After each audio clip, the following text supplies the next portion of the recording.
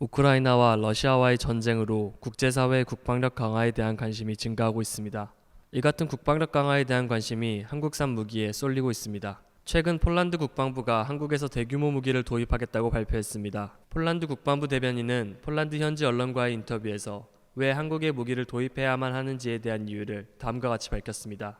한국은 신뢰할 수 있는 파트너이며 이번 협력을 통해 확보한 첨단 제품과 노하우를 통해 폴란드의 기술 역량을 업그레이드할 수 있을 것이라고 밝혔습니다. 그리고 한국의 기술을 이전받게 된다면 폴란드 국방사업이 기술 도약을 할 수 있을 것이라고 덧붙였습니다.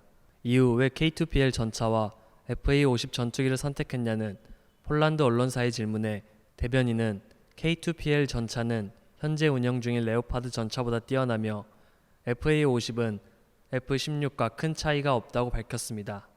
이어 폴란드 국방부 대변인은 현재 세계의 군수품 수요가 얼마나 큰지 보여주며 한국은 폴란드와 거리적으로는 멀지만 한국과 같은 기술력이 좋은 나라와 협력하는데 거리는 문제가 되지 않는다고 밝혔습니다.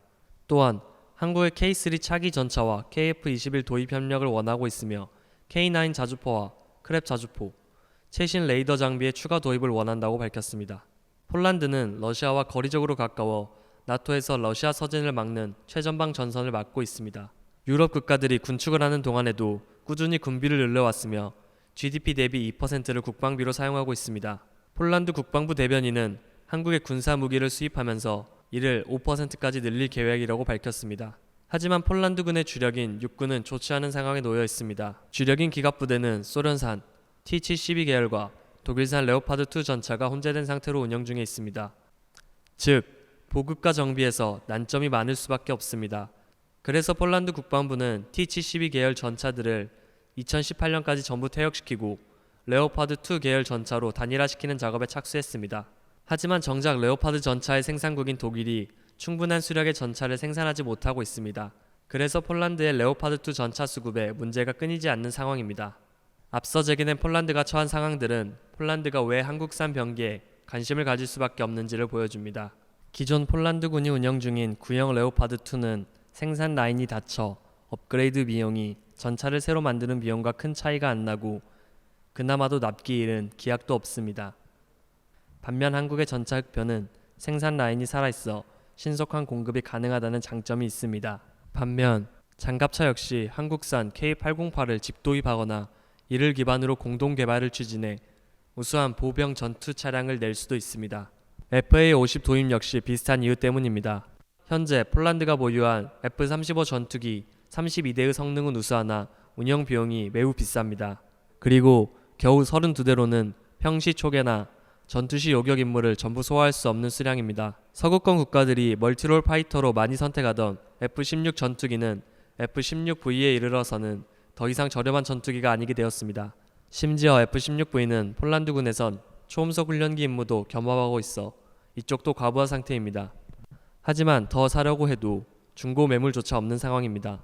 이러니 저렴한 기체 가격과 운영비로 양적 부족을 충족시켜주면서 유지 보수도 간편하고 4세대 전투기에 가장 가까운 성능을 가져 훈련, 초계, 스크램블 등 평시 임무를 완벽히 대체할 수 있는 좋은 성능을 가졌으며 동구권 전투기에 익숙한 파일럿들이 F-35와 KF-21 전투기로 기종 변경의 가교 역할까지 할 수 있는 FA-50 업그레이드형에 관심을 가지게 된 것입니다.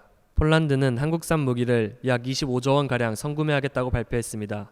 FA-50 전투기 48대와 K2 전차 1000대와 폴란드 현지에서 전차를 생산할 수 있는 시설, K9 자주포 670문 등을 판매할 계획입니다.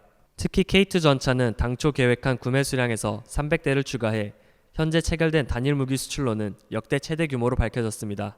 이를 증명하듯 25일 한국항공우주는 전 거래일 대비 3,300원 오른 54,100원으로 주가가 상승하였습니다. 같은 시간 하나 시스템 역시 4.81% 상승한 가격에 거래되고 있습니다. 다른 방산주들인 현대로템과 하나에어로스페이스 역시 모두 2%대 상승세를 보이고 있습니다. K2 전차는 1992년 개발 계획을 수립하고 2003년부터 개발에 착수해 2014년에 양산과 실전 배치된 대한민국 최신의 3.5세대 전차입니다. 산지가 많은 한반도의 작전 환경 특성상 타국의 전차들에 비해 압도적인 기동력과 화력을 보유하고 있습니다. 개발 당시 공개한 파워 수치는 세계 최정상급 전차를 상회하는 수치여서 논란이 되었지만 실제 운영 결과 최상급 전차임을 증명해 논란을 종식시키기도 하였습니다. 또한 세계 최초로 동적 궤도 장력 조절기를 개발하여 적용한 것도 주목할 만한 점입니다. 동적 궤도 장력 조절기는 전차 궤도의 순간 장력을 측정하여 일정하게 조정하도록 하는 장치로 주행 중인 노면의 형태에 따라 시시각각 바뀌는 궤도 장력을 컴퓨터와 유기압 제어 장치를 통해 항상 최적의 상태로 유지하게끔 하는 기능입니다.